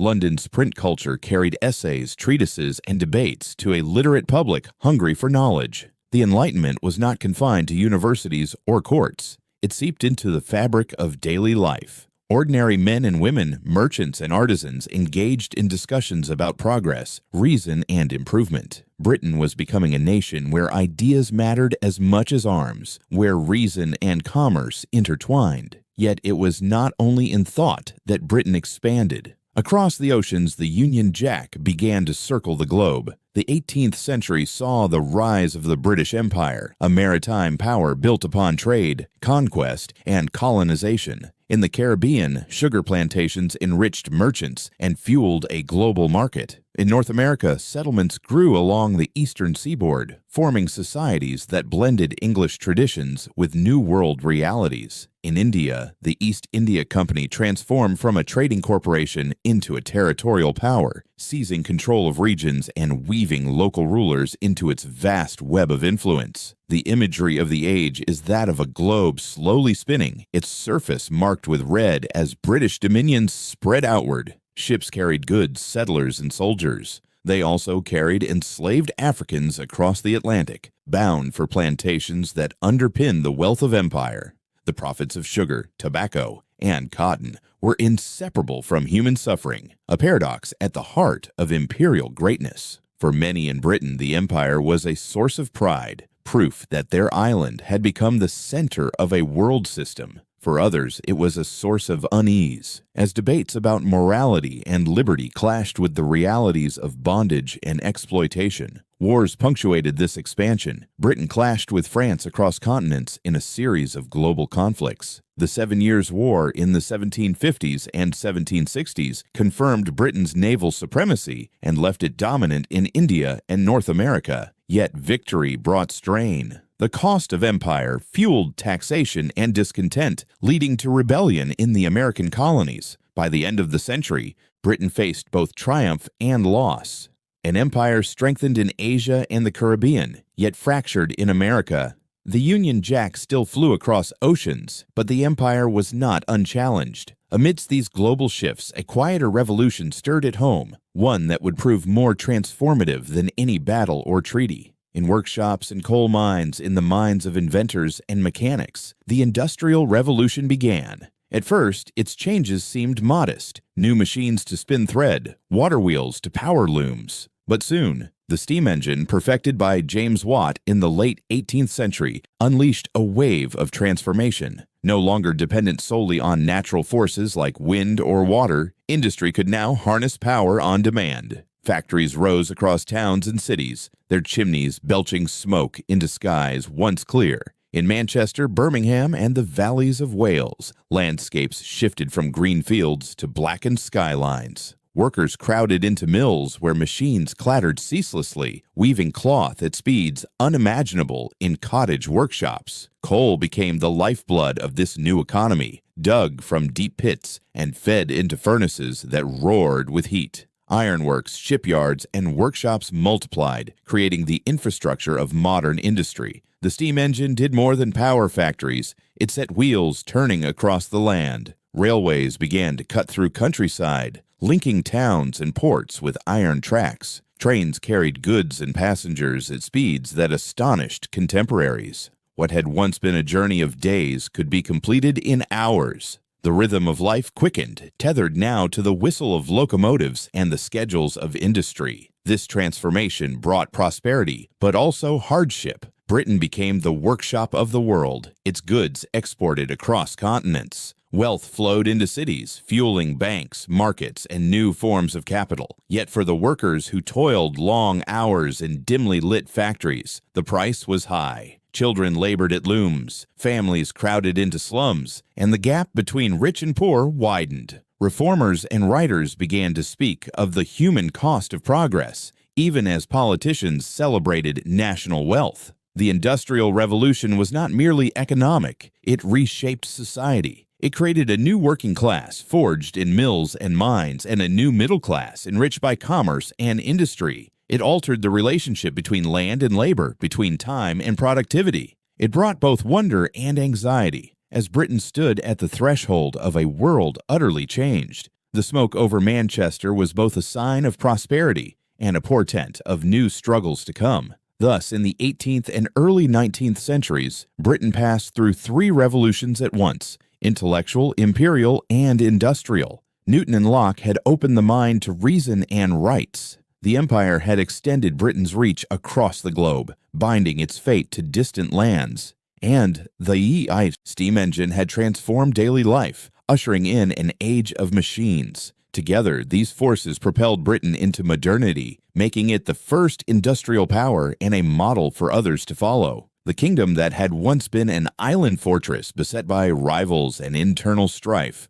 was now the hub of a world system, its influence felt in science, trade, and industry alike. The Enlightenment gave it vision, the Empire gave it reach, and the Industrial Revolution gave it power. Yet in all of this, contradictions abounded: liberty and slavery, wealth and poverty, reason and exploitation. Britain's journey into modernity was not a straight line of triumph, but a weaving of progress with peril. Still, by the dawn of the 19th century, the island that had once seemed small and vulnerable stood as the heart of a global age, its flag flying overseas, its machines reshaping the very fabric of life, its thinkers and inventors altering forever the way humanity understood itself and the world. The dawn of the 19th century found Britain transformed by the Enlightenment, empire, and industry. Yet it was under Queen Victoria, crowned in 1837, that these forces coalesced into the image of Britain as the world's supreme power. Her reign stretched for more than 6 decades, and in that span, the island kingdom became the heart of a global empire over which, as contemporaries proudly declared, the sun never set. It was an era of paradox, dazzling prosperity paired with deep inequality, technological progress entwined with exploitation, moral confidence shadowed by doubt. Victoria herself was not a conqueror in the mold of Elizabeth, nor a reformer in the fashion of her Tudor predecessors, but she became the living emblem of stability and empire, her stern face and black gowns after Albert's death symbolizing both domestic virtue and imperial endurance. Her image was stamped on coins, carried in portraits across colonies, and recognized in cities from Calcutta to Cape Town. In her name, the empire expanded until a quarter of the globe's land and people were brought beneath the Union Jack. This global reach defined what came to be called Pax Britannica. The Royal Navy, unrivaled on the seas, ensured the flow of commerce, policing trade routes from the Mediterranean to the Pacific. British merchants carried coal, cotton, and manufactured goods outward. They brought back tea from India, gold from Africa, and spices from the East. London became the financial capital of the world, its markets determining prices for goods harvested continents away. Beneath the grandeur lay contradictions. The empire built railways, telegraphs, and cities, yet it also bound millions in subordination. In India, governance was carried out through a mix of cooperation and coercion. In Africa, the scramble for territory brought both development and dispossession.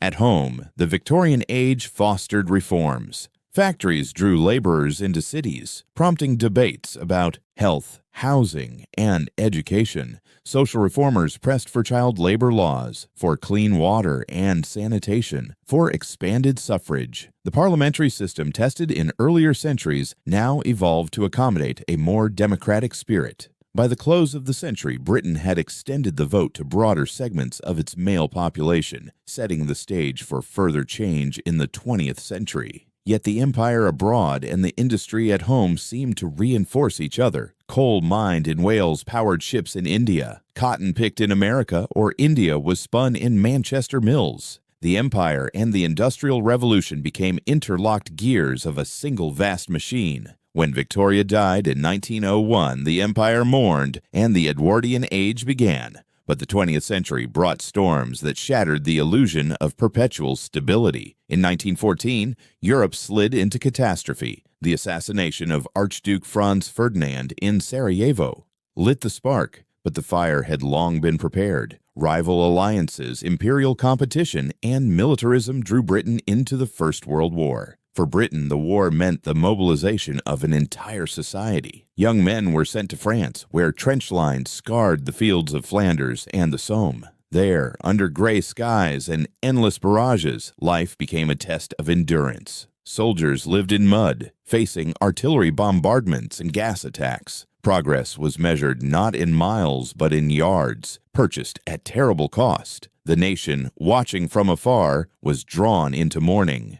Nearly every town and village sent sons who would not return. The weight of loss pressed upon society, even as the empire's resources were summoned from Canada, India, Australia, and Africa to sustain the war effort. The war ended in 1918 with victory, but not triumph. Britain emerged exhausted, its economy weakened, its confidence shaken. The Versailles Treaty redrew maps, but it could not restore the vanished world of Edwardian certainty. Disillusionment set in, poets wrote of futility, and a generation carried the scars of a conflict that was supposed to have ended all wars, but instead foretold more to come. Barely 2 decades later, the storm broke again.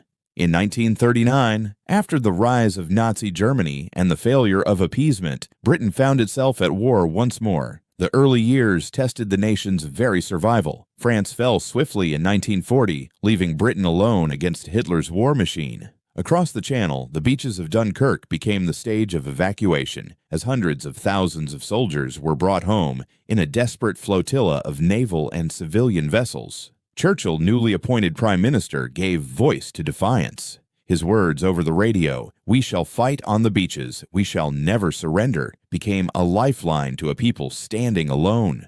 The Blitz followed as German bombers rained destruction on London, Coventry, and other cities. Night after night, families huddled in shelters while fires burned across rooftops. Yet the spirit of resistance held firm. Images of Churchill walking through bombed streets, his face resolute, embodied the determination of a people who would not bend. The war stretched across continents, but for Britain, the critical moment came in 1944 when Allied forces launched the Normandy invasion. British troops, alongside Americans and Canadians, stormed the beaches and began the liberation of Europe. By 1945, victory was secured, but the world had changed forever. Britain stood among the victors, but it was a nation transformed, indebted, weary, and facing the slow unraveling of its empire. Churchill's voice, once the rallying cry of defiance, now echoed in a world where new powers, the United States and the Soviet Union, overshadowed the old empire. The journey from Victoria to the mid-20th century thus traced both the height of imperial grandeur and the crucible of global conflict. Britain had ruled a quarter of the world, its navy unchallenged, its industry unrivaled. Yet 2 world wars had drained its strength and shifted the balance of power. The image of empire gave way to the image of resilience, embodied not in conquest,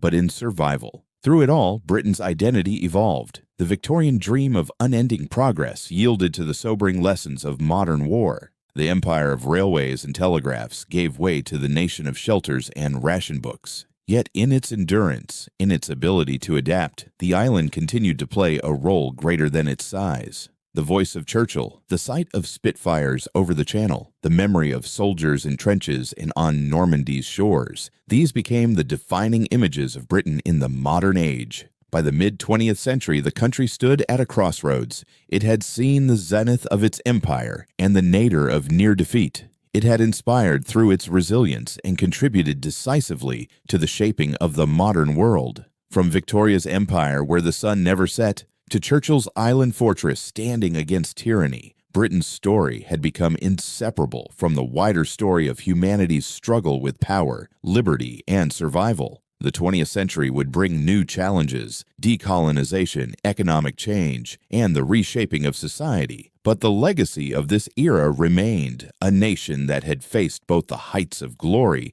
and the depths of peril and endured. The guns of the Second World War had fallen silent in 1945. But for Britain, the end of one struggle marked the beginning of another. The country had stood among the victors. Its people had endured the Blitz. Its soldiers had fought on the beaches of Normandy and in the deserts of North Africa. Yet the victory was bittersweet. Britain emerged from war weary, indebted, and diminished. The empire, once celebrated as the greatest the world had ever known, stood on the edge of dissolution. The island that had once ruled a quarter of the globe now faced a new reality, to find its place not as imperial master, but as a partner in a changing world. The most dramatic sign of this transformation came in 1947, when India, the jewel in the crown of the empire, gained independence. After decades of nationalist agitation led by figures such as Mahatma Gandhi and Jawaharlal Nehru,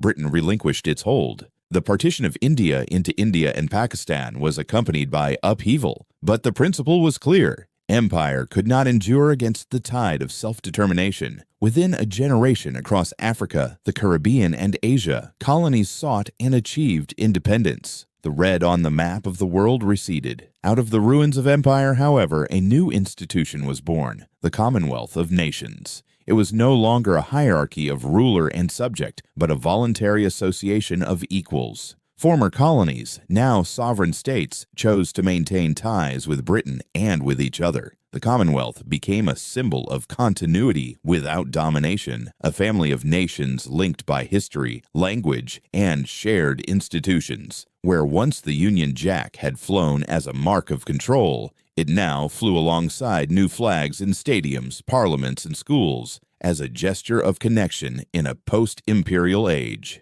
At home, post-war Britain embarked on its own revolution, not of empire, but of society. The Labour government of Clement Attlee swept into power in 1945, set about building a welfare state. The National Health Service was founded in 1948, offering universal health care free at the point of use. It was a radical promise that the health of citizens was a right, not a privilege. Alongside it came reforms in housing, education, and social security. In the bombed-out cities and tired towns of post-war Britain, these changes offered hope of a fairer future. The welfare state transformed daily life. No longer was medical care dependent on wealth. No longer were the sick left to charity. The NHS became and remains one of the most cherished institutions in Britain, a symbol of national solidarity. But the broader changes were just as profound. Council houses rose where bombs had fallen. Schools expanded, offering opportunities to children across classes. Universities opened their doors to a broader range of students. The promise of a more equal society began, however imperfectly, to take shape.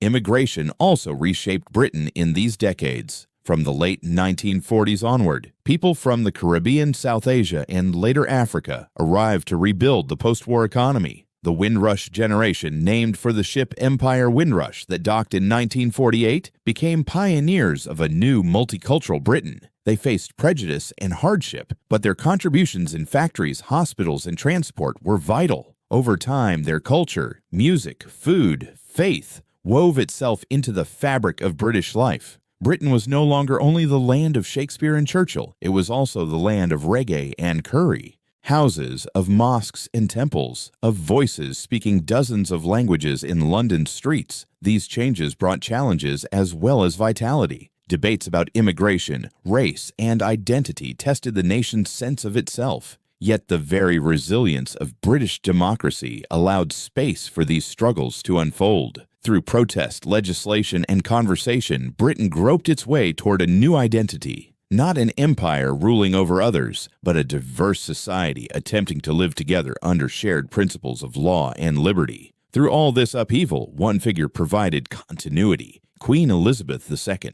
When she ascended the throne in 1952, she was a young woman of 25, suddenly burdened with the weight of centuries. Her reign would become the longest in British history, stretching across decades of extraordinary change. When she began, Britain was still a global empire. Rationing still shaped daily life, and Winston Churchill was still Prime Minister. By the end, Britain was a post-industrial nation, multicultural and globalized, with technology linking its people in ways unimaginable at her coronation. Elizabeth's genius lay not in policy. She reigned, she did not rule, but in presence. She embodied stability in times of turbulence. Through the swinging 60s, the minor strikes of the 70s, the liberalizing reforms and economic transformations of the 80s and 90s, she remained constant. Her Christmas broadcasts, her walkabouts, her carefully measured words, these became rituals of national life. She adapted cautiously but perceptibly to the changing expectations of monarchy, allowing cameras into her coronation, into her family's life,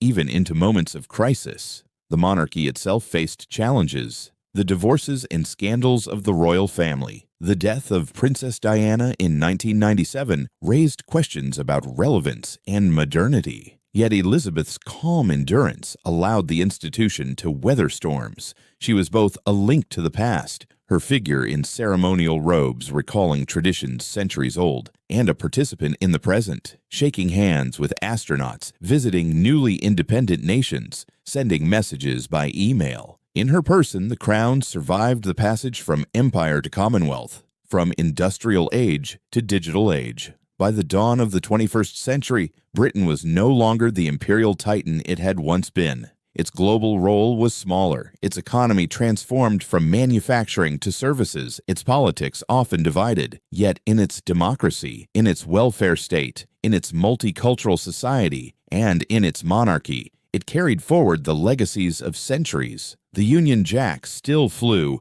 not over a quarter of the world, but over a nation still capable of resilience, reinvention, and continuity. The story of post-war Britain, then, is not one of decline alone. It is the story of transformation. The empire gave way to the Commonwealth. Rule gave way to partnership.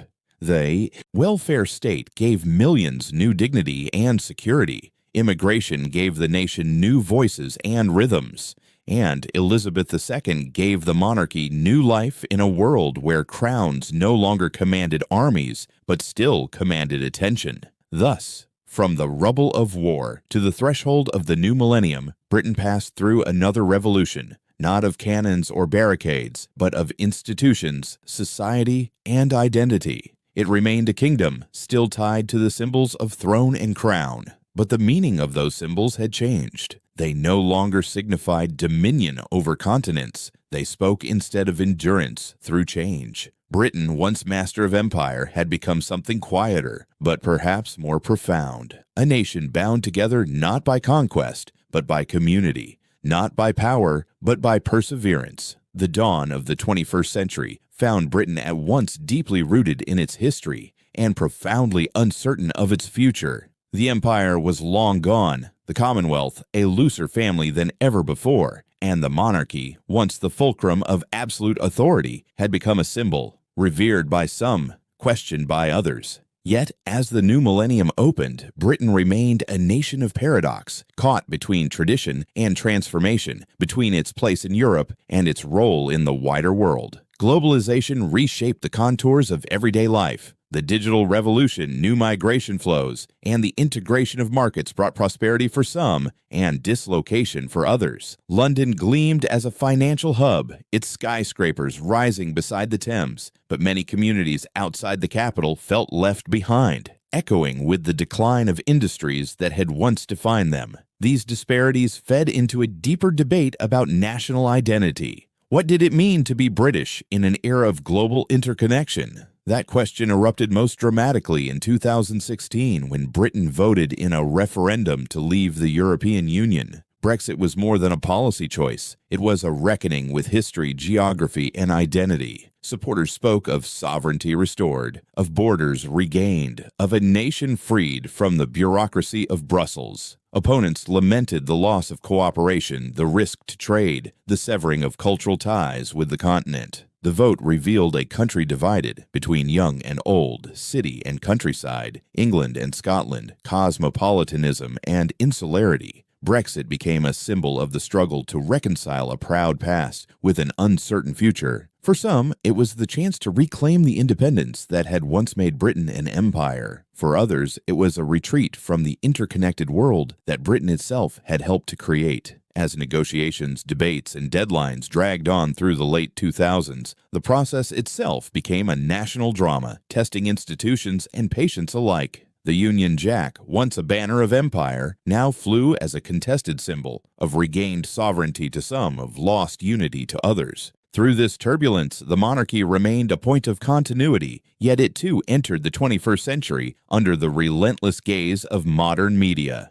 The death of Princess Diana in 1997 had already revealed both the fragility and resilience of the institution. Diana, the people's princess, captivated the public with her grace, compassion, and humanity. Her tragic passing unleashed an outpouring of grief, and for a time, the monarchy itself seemed under threat. The Queen's perceived distance in those days was widely criticized, yet her later acknowledgement of the people's sorrow allowed the crown to weather the storm. The generations that followed brought new challenges and new hope. Prince William and Prince Harry, Diana's sons, grew up before the cameras, embodying both tradition and modernity. Their lives, courtships, marriages, and disagreements played out in a media landscape that never slept.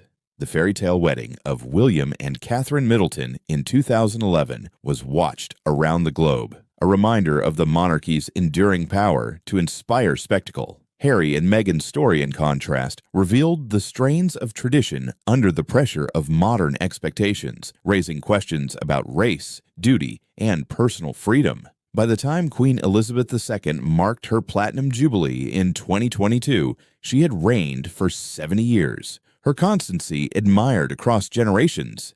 Yet her passing later that year marked the end of an era. The crown passed to Charles III, a man long in waiting, known for his advocacy of environmental causes and his sometimes complicated relationship with the public. His ascension signaled both continuity and change. He inherited not only the throne, but also the challenge of sustaining monarchy's relevance in a society where authority was questioned more than ever. In the square outside Buckingham Palace, crowds gathered as they had for centuries, sometimes in celebration, sometimes in mourning. The flag flew high, half-mast and full-mast, reflecting the rhythm of the monarchy's presence in national life. Cameras captured every moment, broadcasting it instantly to millions worldwide. The crown had once symbolized absolute command. Now it existed in a world of instantaneous scrutiny, where images and narratives traveled faster than any decree. Yet even as the monarchy adapted, its symbolic power endured. The coronation of Charles III, though less extravagant than those of old, echoed with centuries of ritual, the anointing oil, the ancient throne, the voices raised in song. In those ceremonies, Britons glimpsed a continuity that bound them to their past, even as they confronted an uncertain present. The monarchy in the 21st century no longer rules armies or dictates policy, but it remains an emblem of national unity. Its power lies not in command, but in representation, not in authority, but in symbolism. In an age when politics divide and identities fragment, the crown offers a reminder, however contested, that Britain is more than the sum of its disputes. Thus, the journey of monarchy from William the Conqueror to Charles III tells the larger story of Britain itself, from a time when kings wielded swords and claimed divine right, to an age when monarchs reign as figureheads. The crown has been reshaped by wars, revolutions, and reforms. Its survival is not an accident. It reflects the ability of an ancient institution to adapt, to bend without breaking, to mirror the changes of the nation it symbolizes. The story of Britain in the 21st century is still being written. It is the story of a nation navigating globalization and fragmentation, of debates about sovereignty and belonging, of multicultural vibrancy and political division. It is the story of a people who look to the past for continuity and to the future for reinvention. And in the background, as constant as the toll of Big Ben, the monarchy endures, not as an instrument of power, but as a symbol of identity. As the camera of history pulls back, sweeping over Westminster, past the spires of Parliament and the clock face of Big Ben, it pauses upon a flag fluttering in the wind. The red, white, and blue cross of St. George, St. Andrew, and St. Patrick blends into the Union Jack, a symbol at once ancient and modern, fragile and resilient. It no longer marks dominion over distant continents, but it still signifies a nation that has endured conquest, reformation, civil war, empire, and modernity. Britain, once a kingdom forged by swords, is today a democracy bound by laws and institutions. Its monarchy, once absolute, is now emblematic. Its story, like the flag that flies above it, continues to ripple in the winds of history. The story of England, told across centuries, is not the tale of a single monarch, parliament, or battle. It is the story of a people who, upon an island shaped by wind and sea,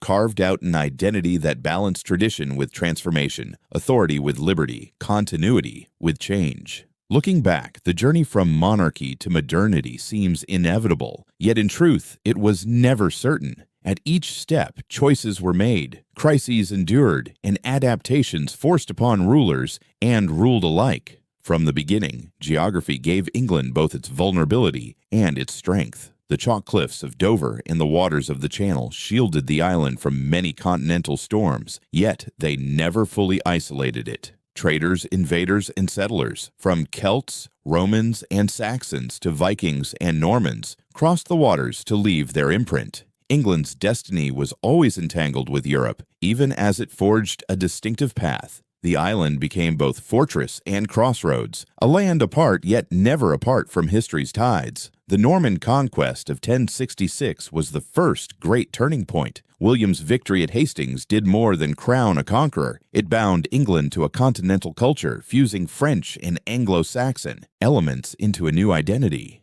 Castles and cathedrals rose upon the landscape, symbols of authority both martial and spiritual. The Domesday Book recorded not just land, but power itself, measured and categorized, placing the kingdom upon a new administrative footing. Already the story was one of monarchy wielding force, yet constrained by the need to govern effectively. A century later, Magna Carta marked another pivot. What began as barons pressing their grievances against King John evolved into a principle that no ruler was above the law. The red wax seal upon parchment echoed down centuries, reminding kings and queens that their crowns were not unbounded. Out of that moment, Parliament grew, from councils of nobles into an institution that would, in time, include the voices of commoners and become the cornerstone of English governance. The balance between monarchy and people was never static, but its pendulum always swung toward broader accountability. The late Middle Ages brought turbulence, wars with France, rival dynasties tearing at each other in the Wars of the Roses, and shifting allegiances kept the throne unstable. Yet the nation endured. Law courts functioned even when kings fell, and villages sowed and reaped even as banners clashed. Out of the chaos rose the Tudors, who remade monarchy with grandeur and spectacle. Henry VIII's break with Rome created a national church, severing ties with papal authority and setting England upon a path of religious conflict and reformation. In this act, the monarchy redefined not only its own authority, but the very faith of the kingdom.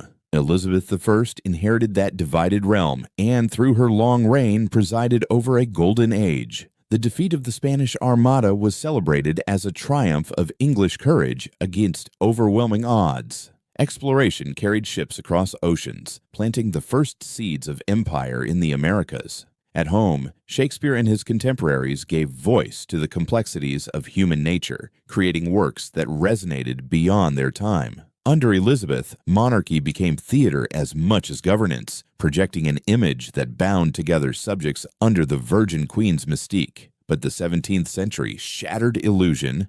The Stuart kings clung to divine right, even as Parliament demanded its role. Civil war erupted, pitting Roundhead against Cavalier, Cromwell against Charles. The execution of Charles I in 1649 symbolized a radical notion that a king could be tried by his people. Though monarchy returned with the Restoration, it would never again be absolute. The Glorious Revolution of 1688 enshrined parliamentary supremacy, the Bill of Rights codifying freedoms and limits that defined constitutional monarchy. From then onward, England's crown was bound inseparably to law and legislature. The 18th century carried the nation from settlement to empire. The Enlightenment sharpened minds, Newton's laws describing the cosmos, Locke's principles, defining rights and governance. Britain's thinkers provided the intellectual scaffolding of modern science and liberal politics. Simultaneously, ships carried the Union Jack across oceans, claiming lands in India, the Caribbean, and North America. The empire expanded, fueled by trade, slavery, and ambition.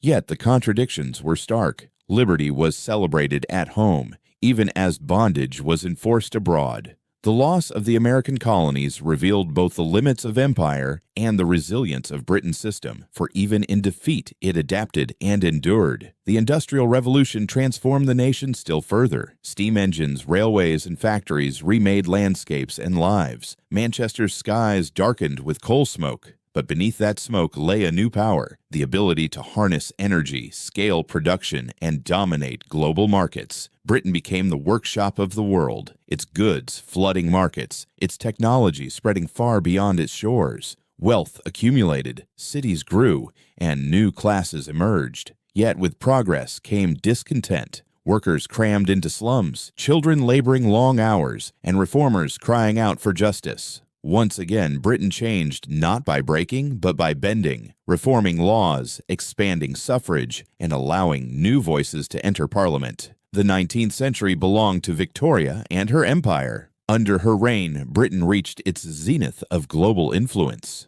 The sun never sets on the British Empire was more than a boast. It was reality. Railways stretched across India, colonies dotted Africa, and the Royal Navy patrolled every sea. At home, the Victorians built museums, universities, and institutions that embodied confidence in progress. Yet beneath the grandeur lay inequality, poverty, and dissent. The empire, for all its achievements, was built upon exploitation as much as upon innovation. Still, in Victoria's person, the monarchy became the emblem of respectability, duty, and endurance. Then came the 20th century, and with it, war on a scale unprecedented. In 1914, Britain joined the struggle that consumed Europe. Soldiers huddled in trenches under relentless fire, while families mourned sons who never returned. Victory brought no euphoria, only exhaustion and disillusionment. Barely 2 decades later, war returned. In 1940, Britain stood alone against Hitler's tyranny, its cities bombed nightly in the Blitz. Churchill's voice, carried by radio, steadied the nation. The evacuation at Dunkirk and the victory in Normandy became enduring symbols of resilience. Britain emerged victorious again in 1945, but its empire could not survive the strain. The post-war years saw empire give way to commonwealth. India's independence in 1947 marked a watershed, followed by a wave of decolonization. Britain was no longer an imperial master, but a partner in a family of nations. At home, the welfare state transformed society. The National Health Service became a pillar of national pride, offering care to all regardless of wealth.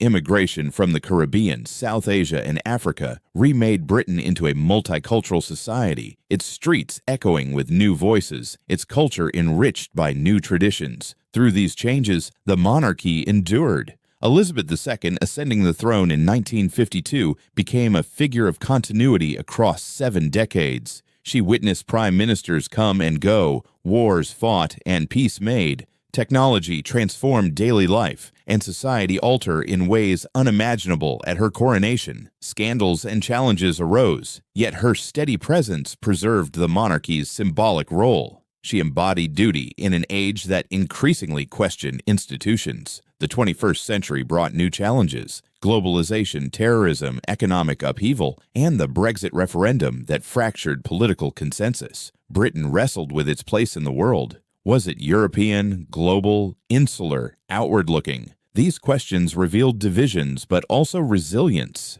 And once more, the monarchy reflected continuity. The deaths of Diana and Elizabeth II, the marriages of William and Harry, the accession of Charles III, all became moments of collective reflection. Thus, the arc of English history stretches from absolute monarchy to constitutional monarchy, from island kingdom to global empire, from empire to modern nation-state. At each stage, monarchy remained, but transformed. Once it ruled with unquestioned authority, now it reigns as national symbol. Once it embodied conquest, now it represents continuity. The meaning of England, and later Britain, is not that it avoided conflict or contradiction, but that it survived them. Wars, invasions, reforms, revolutions, all could have destroyed the nation. Instead, they reshaped it. What began with tribal chieftains and wooden thrones evolved into a state governed by laws, a society enriched by diversity, a monarchy that endures by symbol rather than by sword. The camera of history, if one imagines it, rises above the white cliffs of Dover, sweeps across green fields and winding rivers, glides over castles and cathedrals, and comes to rest upon Westminster. The spires of Parliament, the clock face of Big Ben, the flag above Buckingham Palace. These are the markers of a story 1,000 years in the making. The Union Jack flutters in the wind, no longer proclaiming dominion over continents, but still affirming the endurance of a nation. England's journey from monarchy to modernity is, in truth, the story of how power becomes principle, how rule becomes representation, how tradition becomes symbol. It is a reminder that no institution survives unchanged, and that survival itself is a kind of victory. The crown once rested upon the heads of warriors and conquerors. Today it rests upon a sovereign who reigns by consent, bound by law, sustained by tradition, and carried forward by the people. The story continues still. The challenges of the 21st century: climate, Change, economic inequality, shifting alliances, technological upheaval will test Britain as severely as wars and revolutions once did. But if history teaches anything, it is that Britain adapts. The monarchy, parliament, and people will continue to negotiate their balance, just as they have for a millennium. And so the tale ends where it began, with an island in the mist. Once invaded, once divided, once imperial, now modern. The island has seen kings rise and fall, parliaments gain and grow, armies march and retreat, factories roar and fall silent, flags raised and lowered. Yet still it endures. England, and later Britain, has journeyed from monarchy to modernity, from command to consent, from sword to symbol. Its history is not finished. It never is. But its past offers a lesson that endurance, adaptation, and the pursuit of liberty can turn even the weight of centuries into the foundation of a nation's strength. As the Union Jack waves above Westminster, the narrative pauses, not with an ending, but with a continuation. For England's story is also the world's story, its institutions copied, its literature celebrated, its laws echoed in lands far beyond its shores. From an island of tribes to a nation of modernity, the journey reveals not only the history of a kingdom, but the history of an idea, that power can yield to principle, and that in yielding, it may endure forever.